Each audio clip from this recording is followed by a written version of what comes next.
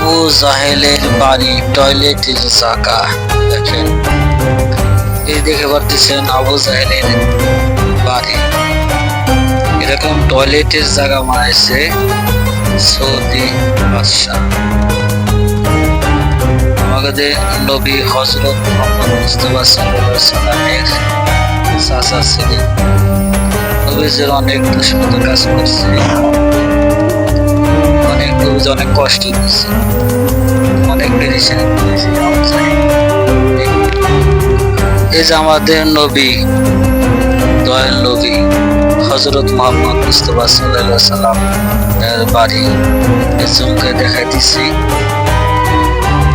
এই যে আবু জাহেলের বাড়ি, এই যে টয়লেটের জায়গায় দেখেন, এই যে আশেপাশে দেখেন টয়লেট, যত হাজি যায় এই জায়গায় টয়লেট করেন, টয়লেটে যত সব হাজিরা টয়লেটে যায়।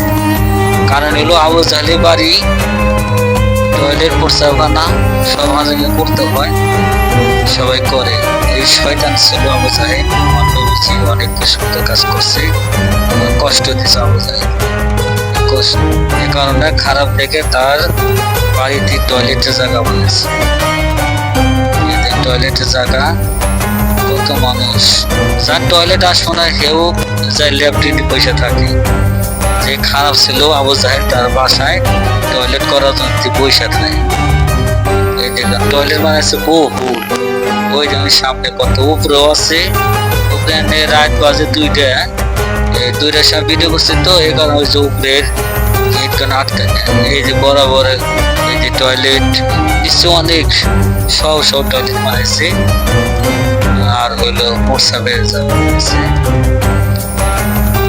আবু জাহেলের বাসায়, এত খারাপ ছিল।